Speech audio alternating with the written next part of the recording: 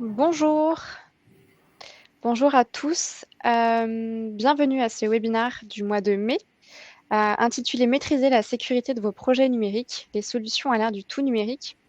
Avant de commencer, est-ce que vous nous voyez et entendez tous bien? Vous pouvez répondre dans la partie chat.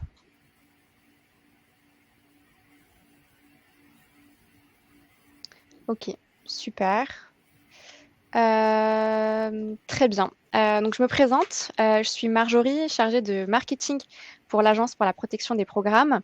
Donc je suis ravie d'accueillir aujourd'hui avec nous Garance Gonnet-Prince et Marina Chagnon, toutes 2 juristes spécialisées en propriété intellectuelle à l'APP. Nous serons ensemble, pour une petite heure. Si vous souhaitez poser des questions, je vous invite, à les poser dans la partie questions à gauche de l'onglet chat. Et nous y répondrons en fin de session. Par ailleurs, nous vous enverrons après ce webinar un mail avec la présentation et le lien vers le replay qui sera également donc disponible sur la plateforme Livestorm. Avant de donner la parole aux intervenants, je vais rapidement présenter l'APP pour ceux qui ne nous connaissent pas. Donc l'Agence pour la protection des programmes est une association loi 1901 fondée en 1982 et dont la vocation est d'informer et de former les juristes d'entreprise aux enjeux de la propriété intellectuelle et des nouvelles technologies. Donc aujourd'hui, je vais changer mes petites slides. Aujourd'hui, donc l'APP accompagne près de 3500 membres, gère plus de 2000 contrats d'entiercement et plus de 250 000 dépôts de création numérique. Donc, les dépôts sont archivés sur nos serveurs qui sont basés en France, après avoir été chiffrés pour garantir une totale confidentialité. Nous proposons donc 4 types de solutions. Premièrement, le dépôt qui permet donc aux éditeurs de logiciels de faire valoir ses droits de propriété intellectuelle et son antériorité sur une création. Donc c'est donc Garance qui vous présentera la solution plus en détail dans ce webinaire. Et deuxièmement, donc les solutions d'entiercement ou d'escroc du code source. Et c'est Marina qui se chargera de vous présenter cette solution. Nous avons également un outil d'audit de la propriété intellectuelle du logiciel équipé d'un scan de code source qui permet d'évaluer en profondeur donc, le risque de propriété intellectuelle lié au logiciel et à l'usage des open source. Enfin, et depuis peu, nous avons une solution d'horodatage pour créer des preuves numériques donc certifiées à partir donc, de notre plateforme. Aujourd'hui, nous n'allons pas détailler donc, les solutions d'audit de la propriété intellectuelle ni de l'horodatage, mais si vous le souhaitez, vous pouvez retrouver plus d'informations sur notre site, donc app.so.fr, et vous pouvez donc nous contacter ultérieurement si vous avez besoin de plus d'informations à l'adresse communication@appasso.fr. Vous retrouverez toutes nos coordonnées en fin de présentation, donc toutes nos informations de contact à la fin de la présentation qui, par ailleurs, est téléchargeable si vous le souhaitez depuis la plateforme. Voilà, je donne maintenant la parole à nos juristes qui vont aborder donc la bonne maîtrise de la sécurité donc, des projets informatiques et les solutions existantes pour se protéger. Merci Marjorie. Donc, bonjour à tous et à toutes. Pour commencer le petit programme du jour, donc premièrement on va faire un peu un rappel du droit d'auteur, histoire qu'on parte tous un peu sur les mêmes bases. Ensuite on va s'intéresser au dépôt probatoire, qu'est-ce que c'est, comment ça marche, à quoi ça sert. Et enfin Marina vous présentera l'entiercement en répondant aux mêmes questions, qu'est-ce que c'est, comment ça marche et à quoi ça sert. Donc, pour commencer, le droit d'auteur. Donc, le droit d'auteur, c'est un droit de propriété intellectuelle. Les droits de propriété intellectuelle sont divisés en 2 grandes catégories. D'un côté, la propriété industrielle et de l'autre, la propriété littéraire et artistique. Il y a plusieurs différences entre ces deux grands groupes. Une différence qui va vraiment nous intéresser ici, c'est que les titres de propriété, les droits de propriété intellectuelle, que ce soit le droit des brevets, des marques ou des signes modèles, il va y avoir un enregistrement obligatoire. Ce n'est absolument pas le cas pour la propriété littéraire et artistique. C'est-à-dire que pour être protégé par un brevet, une marque, etc., vous allez être obligé d'effectuer des démarches en fait auprès d'un organisme, comme par exemple l'INPI en France ou l'OEB en Europe pour les brevets, un organisme qui va vous remettre un titre de propriété. En droit d'auteur, le concept, c'est que vos droits naissent du simple fait de la création de l'œuvre. Donc ça, c'est un point très très important, qui est le premier point qu'on souhaitait souligner. Les règles de droit d'auteur à l'international, elles sont posées par la Convention de Berne, qui est une convention qui a été adoptée en 1886 et qui est aujourd'hui signée par 181 États dans le monde. Cette convention, elle pose plein de dispositions différentes.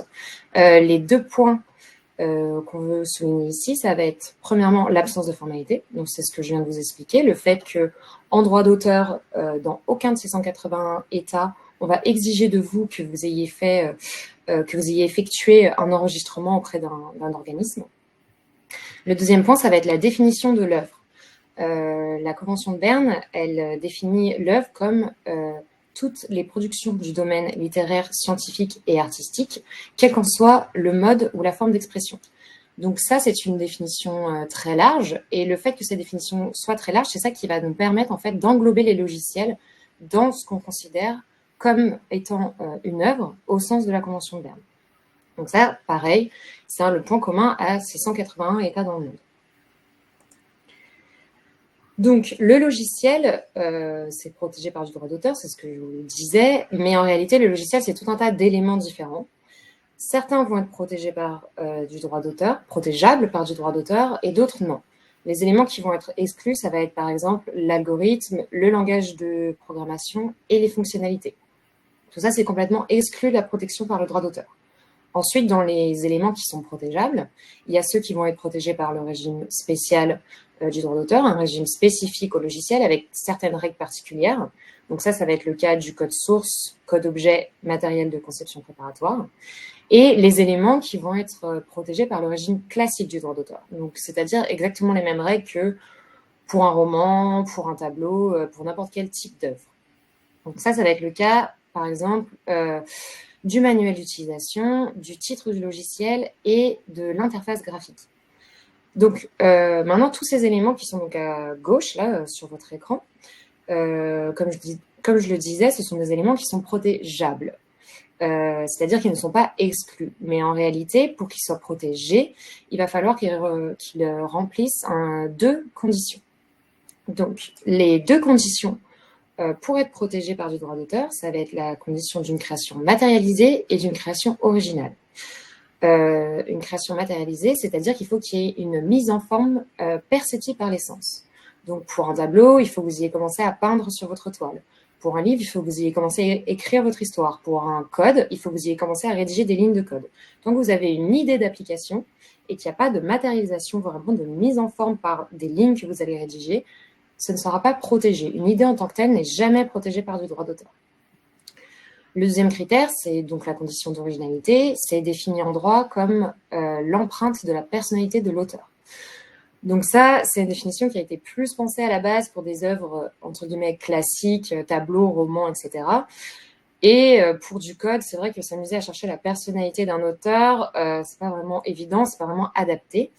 Donc, en réalité, ce que les juges vont chercher, c'est l'existence d'un effort personnalisé, alors au-delà de la simple mise en œuvre d'une logique automatique et contraignante.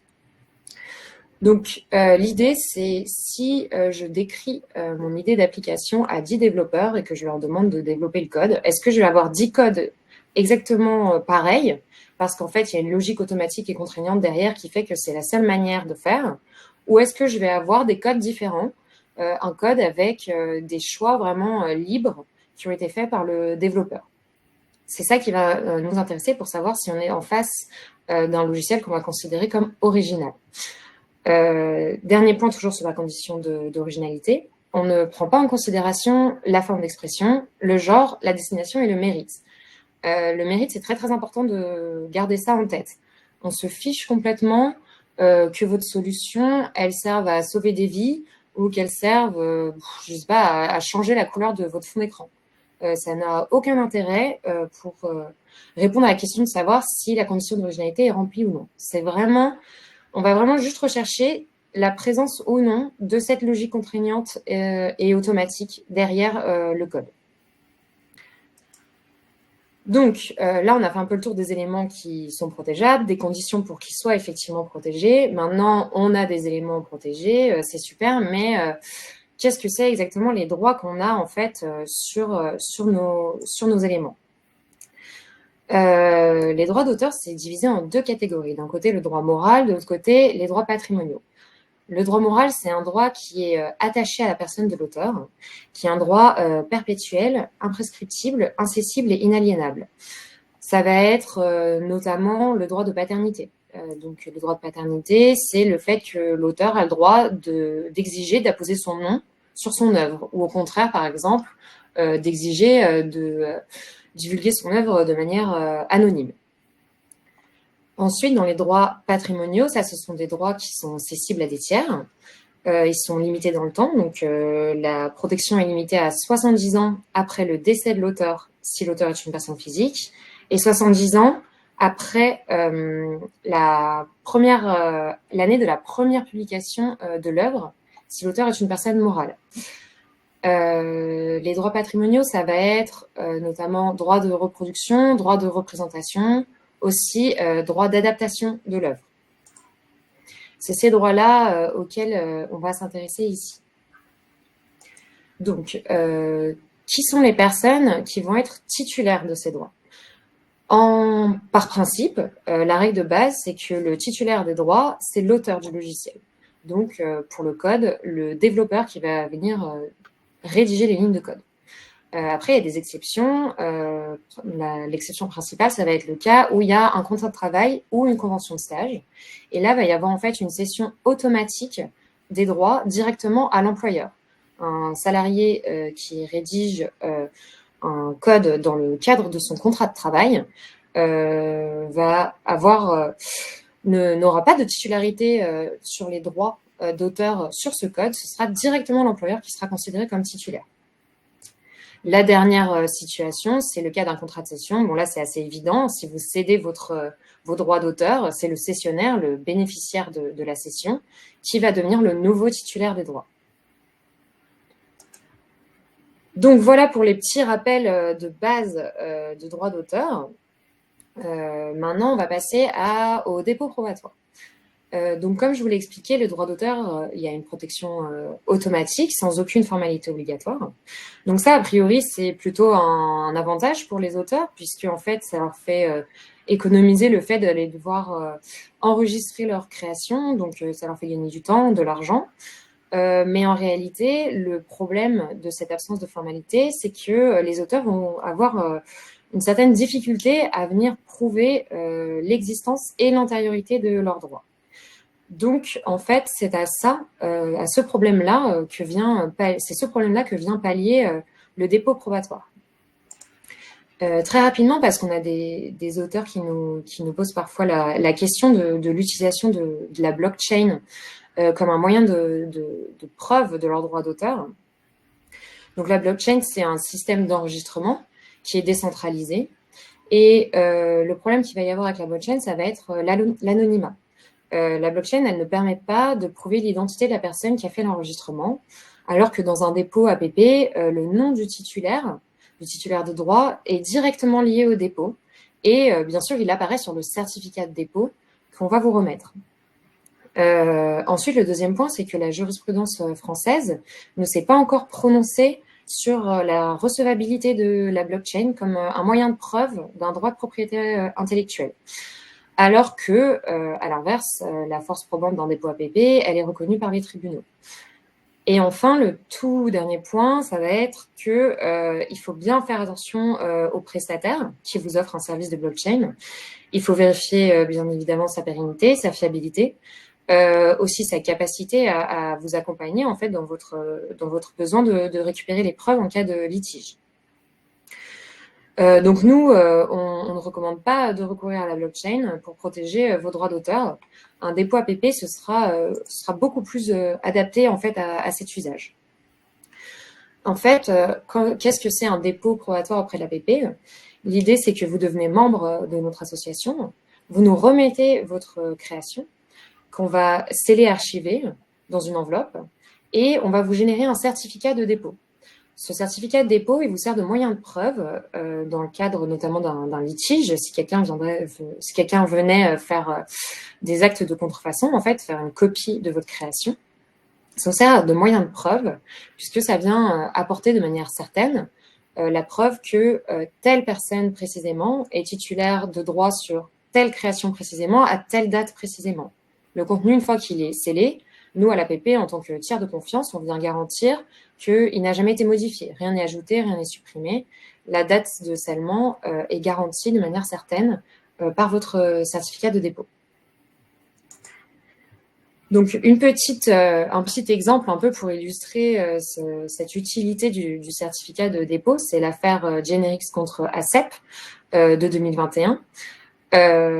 En fait, Infologue Solutions, qui est devenue par la suite Generix, a déposé ses codes sources auprès de l'APP en 2008.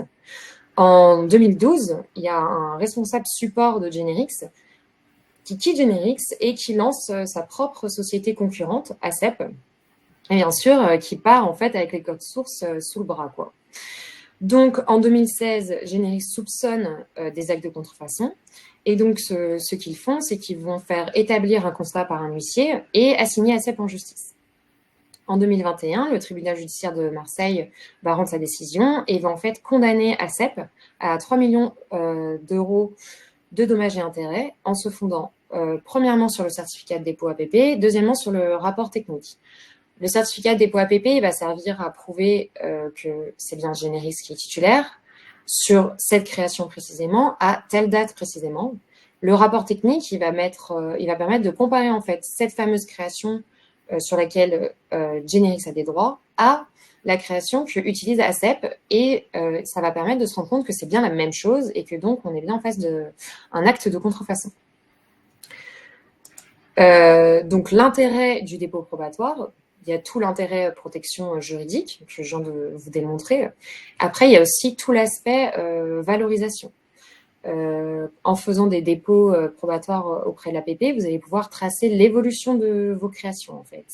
Parce que vous allez pouvoir, à chaque nouvelle version, faire des dépôts de mise à jour et vous allez vous retrouver avec un portefeuille de dépôts avec l'intégralité de vos versions déposées pour chaque version, un dépôt, une date, un certificat, ce qui permet en fait de tracer vraiment toute l'évolution et d'avoir des moyens de preuve à chaque stade de votre création. Ensuite, vous allez pouvoir aussi, ça va permettre de tracer aussi l'évolution de la titularité des droits.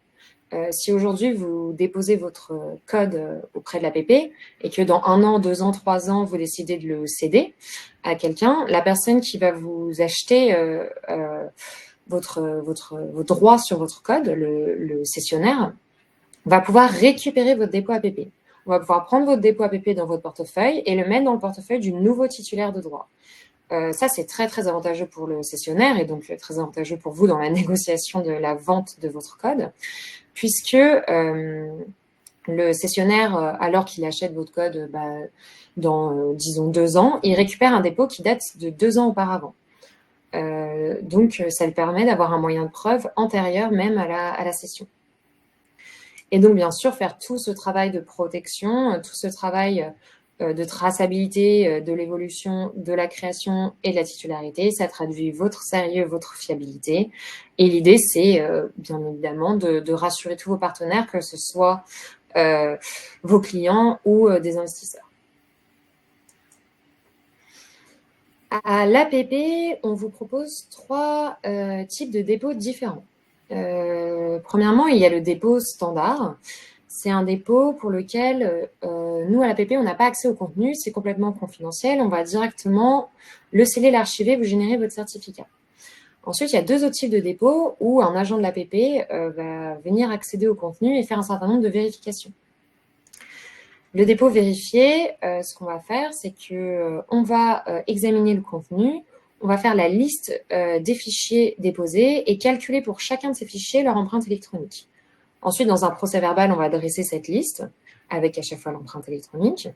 Et seulement après, on va sceller, archiver le contenu, générer le certificat de dépôt et remettre au titulaire son certificat de dépôt et son procès-verbal. Le dépôt contrôlé, c'est un niveau un peu au-dessus en termes d'examen. On va faire pareil la liste des fichiers avec leur empreinte électronique, mais aussi ce qu'on va faire, c'est qu'on va installer et configurer les environnements d'exécution du logiciel et on va venir faire tout un tas de contrôles, de vérifications. On va vérifier qu'il y a bien telle fonctionnalité, que ça marche bien comme il faut, que c'est bien exactement telle version du logiciel qui est déposée, etc. etc. Dans le procès-verbal, on va consigner donc, la fameuse liste des fichiers avec leur empreinte électronique, mais aussi toutes les opérations qui ont été effectuées. Une fois que ça c'est fait, on scelle en archive, on génère un certificat de dépôt et on remet au titulaire, au membre, son certificat de dépôt et son procès-verbal. Le certificat de dépôt, que vous fassiez un dépôt standard, un dépôt vérifié ou un dépôt contrôlé, c'est toujours exactement le même, avec exactement les mêmes informations et exactement la même valeur probante. L'intérêt de venir faire un dépôt vérifié ou un dépôt contrôlé, c'est vraiment d'avoir en plus ce procès-verbal avec des informations supplémentaires sur le contenu de votre dépôt. Donc, maintenant, que déposer en réalité, à l'APP, vous pouvez déposer n'importe quelle création qui soit numérique. Donc, ça pourrait même être des musiques, des films, tout ce que vous souhaitez. L'écrasante majorité de nos membres viennent pour protéger leur logiciel. Les éléments qu'il faut déposer pour protéger son logiciel. L'élément central, ça va être le code source. Vous pouvez déposer code source, code objet et exécutable. Nous, en règle générale, on conseille de déposer le code source. De toute façon, si vous déposez source et objet, en réalité, comme le code objet et la traduction en langage binaire du code source, vous déposez 2 fois la même chose. Et le code source, c'est beaucoup plus intéressant puisque le jour où on va venir ouvrir votre enveloppe de dépôt, il faut que le juge et l'expert qui va être nommé pour l'assister ait sous les yeux un code qu'il peut lire tout simplement dans un langage intelligible. Donc, c'est pour ça qu'on conseille de déposer le code source. Ensuite, il va y avoir tout ce qui est travaux préparatoires, donc les dessins, les modèles, cahiers des charges, etc. Ça peut être intéressant de les déposer, pas parce qu'ils vont être protégés en tant que tels, mais en fait, ça va être des éléments qui vont pouvoir vous aider à apporter la preuve que la condition d'originalité pour que votre code soit protégé est bien remplie, puisque c'est dans tous ces documents qu'on va pouvoir voir les fameux choix qui ont pu être faits tout au long de l'élaboration du code. Ensuite, il y a tout ce qui est interface graphique, éléments multimédia. Si vous avez de la vidéo, si vous avez des photos, si vous avez du texte original, ça peut être intéressant de les déposer parce qu'ils peuvent être protégés par des droits d'auteur en tant que tels. Après, il y a tout ce qui est manuel d'utilisation, éléments nécessaires à l'utilisation, documentation technique. Ça aussi, ça peut être intéressant de le déposer. Certains éléments sont exclus de la protection par droit d'auteur, d'autres non. En réalité, même ceux qui ne sont pas exclus, ça va quand même être très difficile de venir prouver le caractère d'originalité pour ces documents et de venir les protéger en tant que tels. Mais encore une fois, c'est des documents qui peuvent être éclairants pour le juge dans le cadre d'un litige. Et enfin, le dernier point, ça va être la base de données. Si vous avez votre propre base de données, pareil, ça peut être un élément qui va être protégé aussi et qui est intéressant de déposer. Comment ça se passe en pratique le dépôt ? Vous allez avoir le choix entre 2 types de dépôts. Vous pouvez faire un dépôt numérique ou un dépôt physique. Le dépôt numérique, c'est entièrement sur notre plateforme sécurisée en ligne. Va y avoir une limitation de 10 gigaoctets maximum par dépôt. Vous allez remplir un formulaire en ligne, nous transférer vos fichiers en ligne, toujours sur notre plateforme sécurisée. Et à l'issue du formulaire, nous allons chiffrer, sceller, archiver le contenu et vous générer votre certificat de dépôt.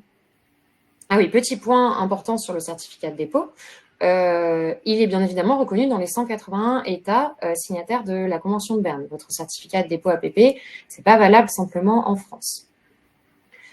Si vous ne souhaitez pas faire de dépôt numérique, soit parce que vous avez un dépôt qui va au-dessus de 10 gigaoctets, soit parce que vous êtes un peu old school et vous aimez bien les clés USB, vous pouvez faire un dépôt physique. Donc là, le dépôt physique, pareil, vous remplissez un formulaire en ligne.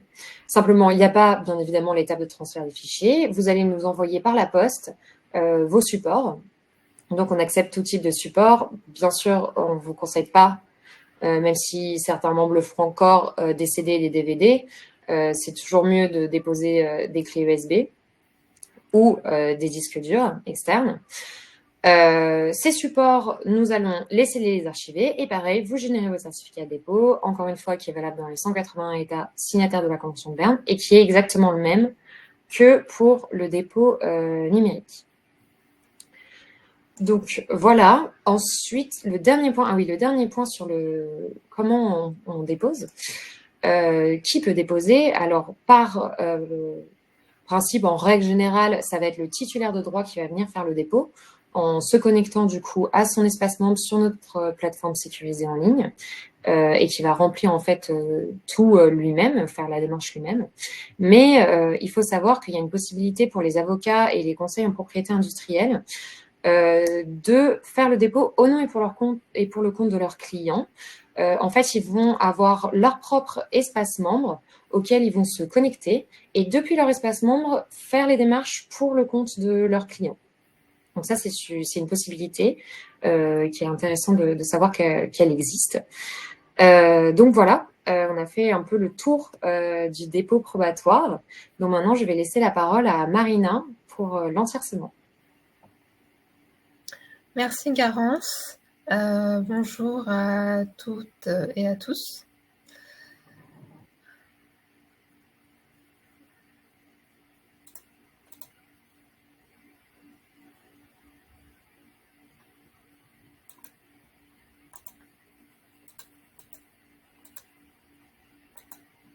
Pardon. Alors, nous allons voir qu'est-ce que l'entièrcement. Donc c'est vrai qu'aujourd'hui, à l'ère du tout numérique, beaucoup de personnes deviennent dépendantes de la solution d'un fournisseur. Mais qu'est-ce qui va se passer si le fournisseur est défaillant ou même disparaît? Donc c'est le but du contrat d'entièrcement, c'est justement de pallier à cette situation-là et de se prémunir contre tout problème qu'il pourrait y avoir en encadrant de manière contractuelle les cas d'accès qui pourraient donner lieu, permettre à un tiers d'utiliser la solution du fournisseur. Donc, sauf stipulation contraire, un contrat d'entièrcement n'emporte pas transfert de propriété. Et ça encadre de manière contractuelle les éléments qui vont permettre l'accès. Donc ça a un avantage aussi bien pour le fournisseur que pour le bénéficiaire. Donc du point de vue du fournisseur, donc ça permet de se prémunir contre une éventuelle défaillance et d'encadrer contractuellement sa défaillance en prévoyant donc les cas d'accès. Et c'est également un avantage commercial indéniable parce que ça permet de rassurer ses clients et de leur permettre de continuer leur activité à long terme en accédant à la solution. Du côté du bénéficiaire, donc ça permet bien sûr d'assurer sa continuité de son activité en cas d'une éventuelle défaillance de son fournisseur, et ça permet aussi donc d'assurer une pérennité de son investissement en sécurisant sa relation avec son fournisseur. Donc, qu'est-ce qu'on va retrouver dans un contrat d'entiercement? Donc, à minima, on va mentionner l'agent d'entiercement, donc l'agence pour la protection des programmes, les éléments qui vont être en tiercé, donc on va généralement retrouver le nom de l'œuvre, les conditions d'accès qu'on appelle communément cas d'accès qui permettent donc l'accès au dépôt en tiercé à l'APP. Et on va également retrouver donc le type de dépôt. Donc ça peut être un dépôt standard, un dépôt vérifié, un dépôt contrôlé. Donc voilà, donc le type de dépôt pour le dépôt initial et pour les dépôts de mise à jour. On va également retrouver la fréquence des dépôts de mise à jour. Donc la fréquence, elle peut être semestrielle, trimestrielle, biannuelle, à chaque mise à jour majeure ou mineure du logiciel. Généralement, ça va dépendre de l'évolutivité de votre solution. Et on va également retrouver la prise en charge des frais. Donc, à savoir que ce soit les frais d'abonnement annuel, des frais d'entiercement ou les frais de dépôt, ça peut être entièrement à la charge du fournisseur, ça peut être à la charge du bénéficiaire ou il peut y avoir un partage des coûts. À l'APP, nous proposons 2 services d'entiercement principaux, à savoir donc une clause d'accès, donc qui est donc bipartite, dans lequel on va retrouver le fournisseur et le bénéficiaire, ainsi que le contrat d'entiercement tripartite, dans lequel l'APP sera partie au contrat. Donc les principales différences entre ces 2 solutions. Tout d'abord, la clause d'accès, comme on vient de le voir, c'est une clause qui est bipartite. Donc le contrat, donc généralement c'est une clause qui a intégré un contrat principal. Ça peut par exemple être un contrat de licence. Donc ce contrat-là sera signé uniquement entre le fournisseur et le bénéficiaire. Il n'y a pas de revue de la clause d'accès par l'APP. Donc, il n'y aura pas d'assistance non plus, contrairement au contrat d'entiercement tripartite. Mais la clause d'accès représente quand même un argument commercial intéressant pour le fournisseur, puisque ça permet, dans tous les cas, un accès. Et la clause d'accès sera limitée, par contre, à 5 bénéficiaires par clause d'accès. Le contrat d'entiercement tripartite comprend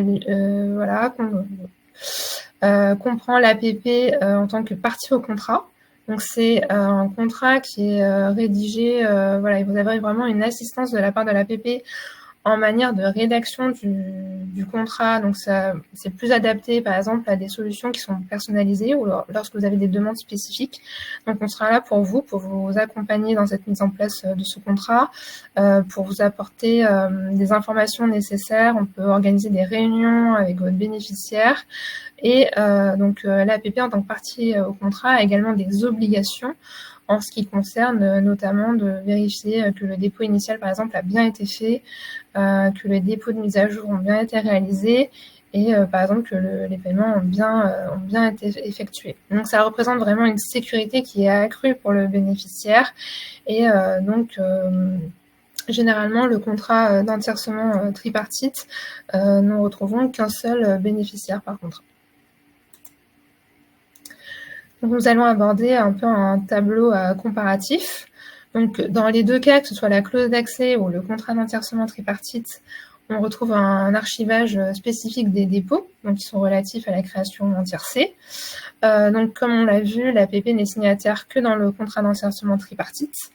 Le suivi des obligations, que ce soit de dépôt de mise à jour, de dépôt initial ou même de paiement, c'est quelque chose qu'on va retrouver que dans le cadre du contrat d'entiercement tripartite. De même, le contrat d'entiercement tripartite sera adapté si, par exemple, il y a des exigences ou des demandes particulières du fournisseur ou du bénéficiaire. Donc, on sera là pour vous accompagner dans la mise en œuvre de ce contrat. Et au niveau de la loi applicable, pour le contrat d'entiercement tripartite, on sera sur le droit français, alors que pour la clause d'accès, ce sera, ça dépendra du contrat principal dans lequel la clause a été intégrée. Donc, les principaux cas d'accès.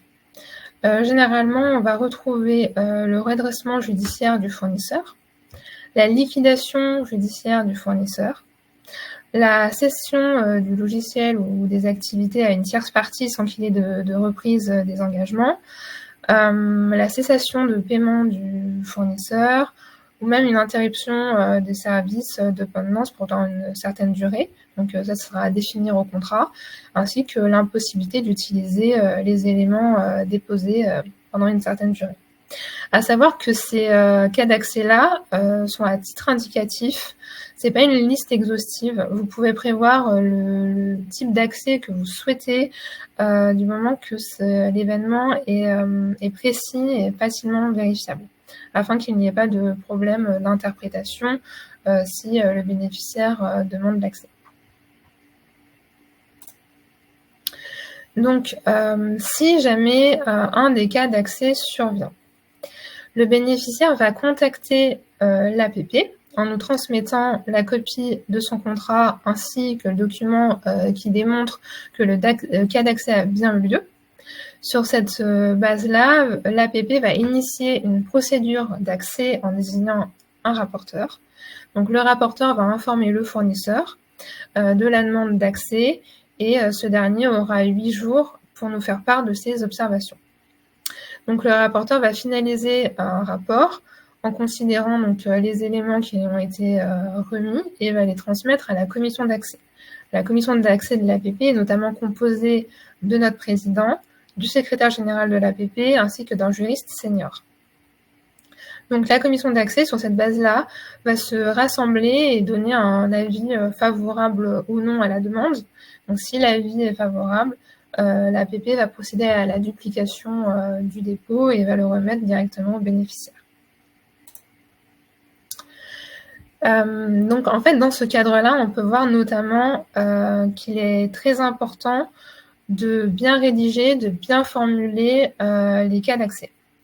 À titre d'exemple, en pratique, il nous est arrivé d'avoir une demande d'accès et le bénéficiaire nous avait transmis un contrat dans lequel il y avait une clause d'accès qui était extrêmement générique et donc on ne pouvait pas vraiment identifier si les cas d'accès et s'ils étaient survenus ou pas. Dans ce cadre-là, la commission d'accès ne va pas se placer en arbitre et donc ne va pas donner accès au dépôt en tiercé. C'est pour ça que c'est important de faire en sorte que les clauses soient bien conformes pour qu'il n'y ait pas de problème par la suite. Vous pouvez également prévoir, dans les cas d'accès, lors de la rédaction du contrat, les documents qui vont être acceptables par l'APP. Donc, on va également prendre en connaissance de cause les observations du fournisseur, à savoir que la commission d'accès reste indépendante dans tous les cas.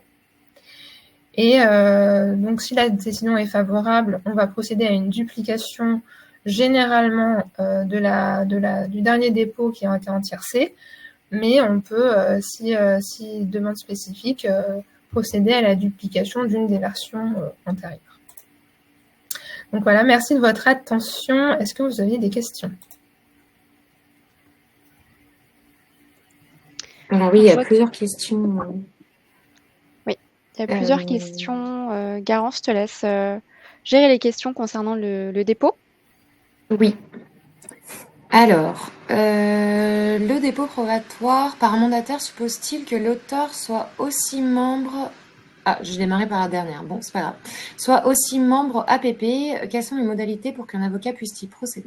Alors, oui, il faut forcément que le titulaire de droit soit membre de l'APP. Pourquoi?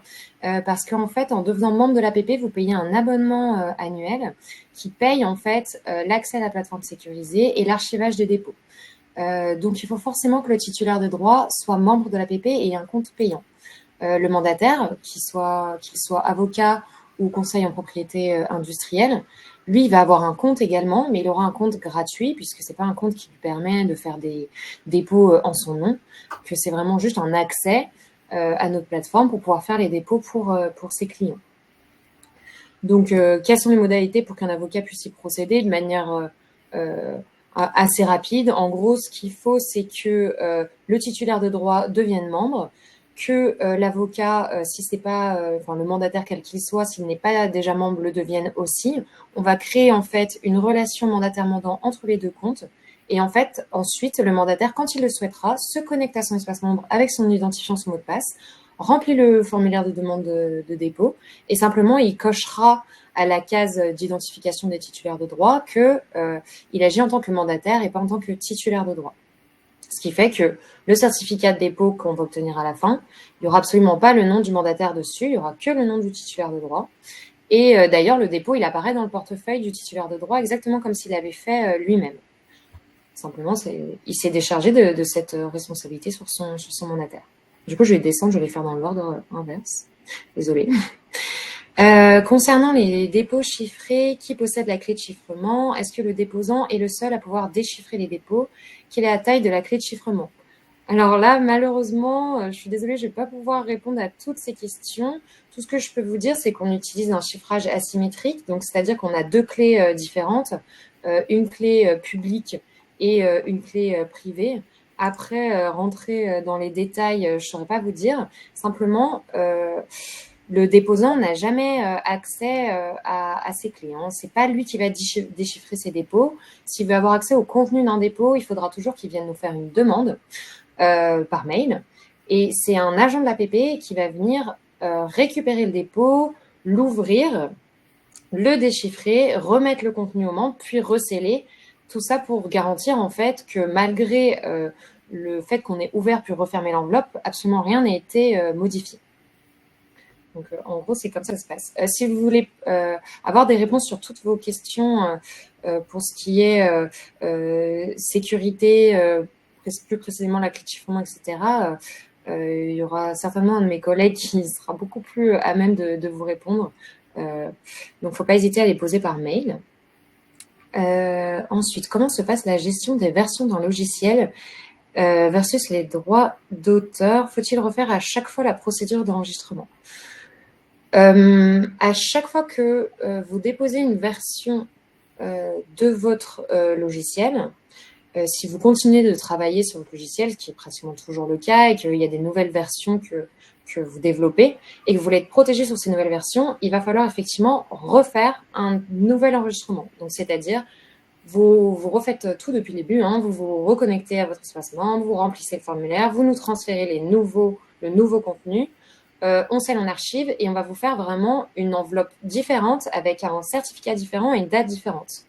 Bien évidemment, ce nouveau dépôt ne vient pas écraser le précédent.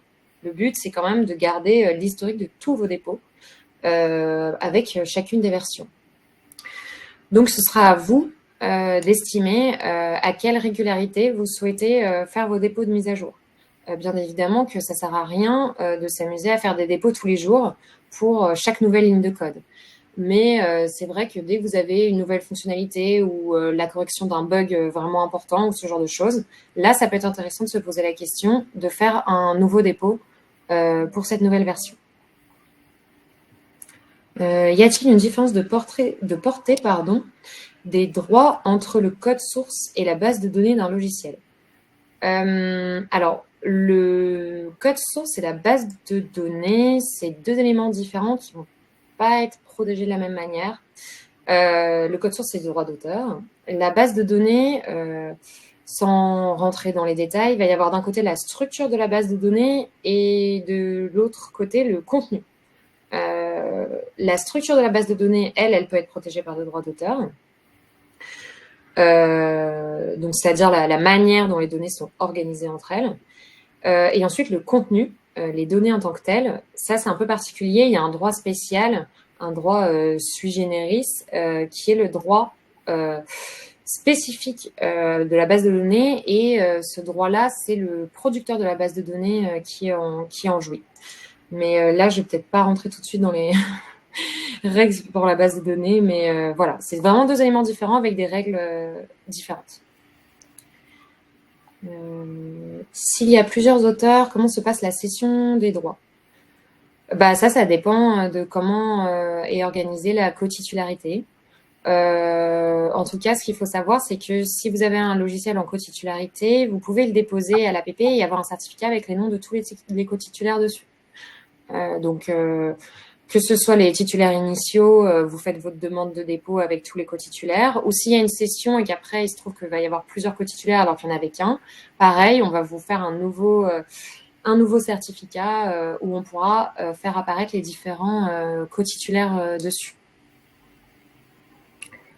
La cession des droits sur un logiciel ne concerne que les droits patrimoniaux et pas les droits moraux.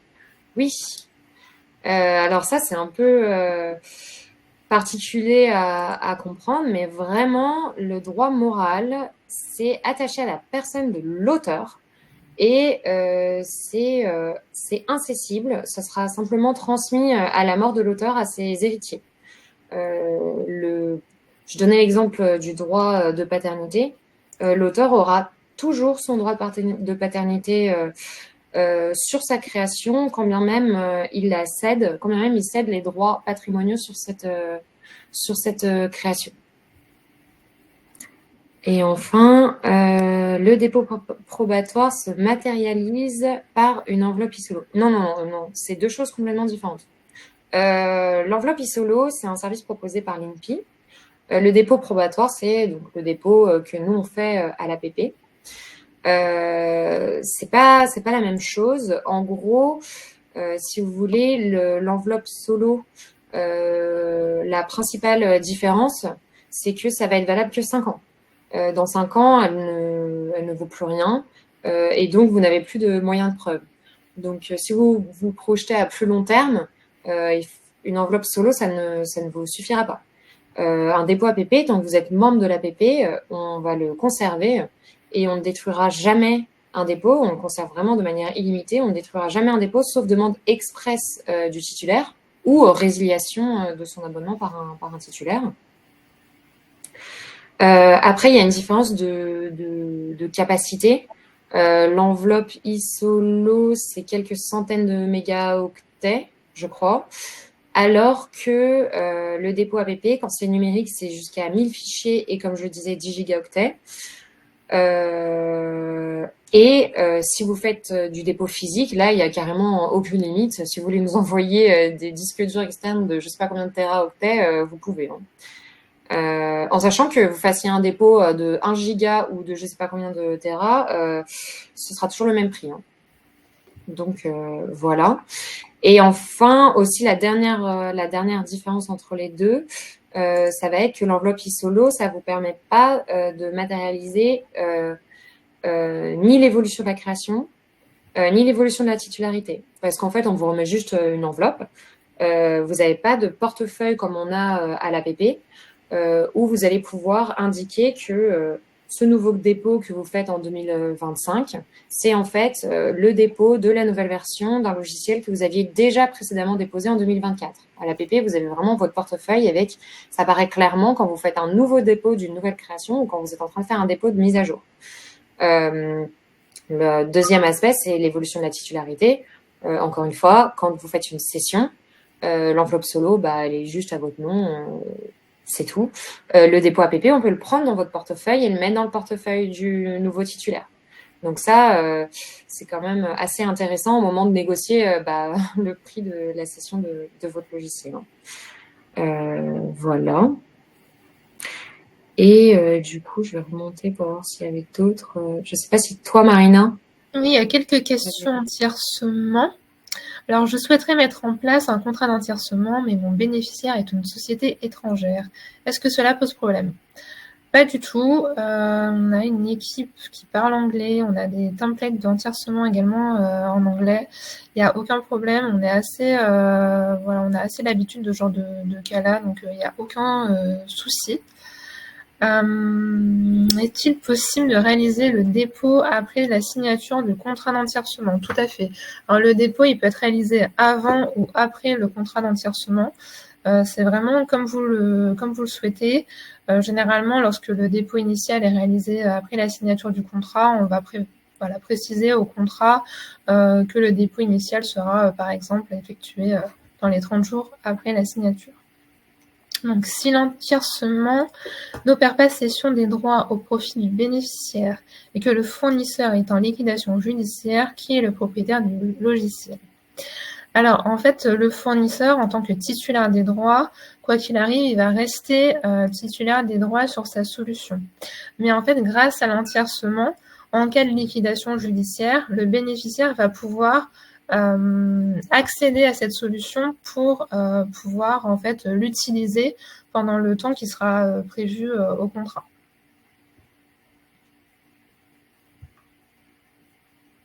Je crois que tu as une dernière. Oui, une dernière question, Garance. Oui, un dépôt de mise à jour est bien payant, c'est ça. Oui, en fait, à chaque demande de dépôt que vous faites, que ce soit standard, vérifié ou contrôlé, et que ce soit un dépôt initial ou un dépôt de mise à jour, faut toujours payer ce dépôt pour qu'on traite tout simplement votre demande, qu'on chiffre celle, archive le contenu et qu'on vous génère un nouveau certificat. Ça va vraiment créer un tout nouveau dépôt, une nouvelle enveloppe, un nouveau certificat. C'est la même chose vraiment que faire un dépôt complètement indépendant. Simplement, dans votre portefeuille, ça apparaît clairement comme n'étant pas du tout un logiciel que vous n'avez jamais déposé, mais bien la nouvelle version de ce logiciel pour lequel vous avez déjà effectué des dépôts auparavant. Très bien, je crois qu'on a traité les questions.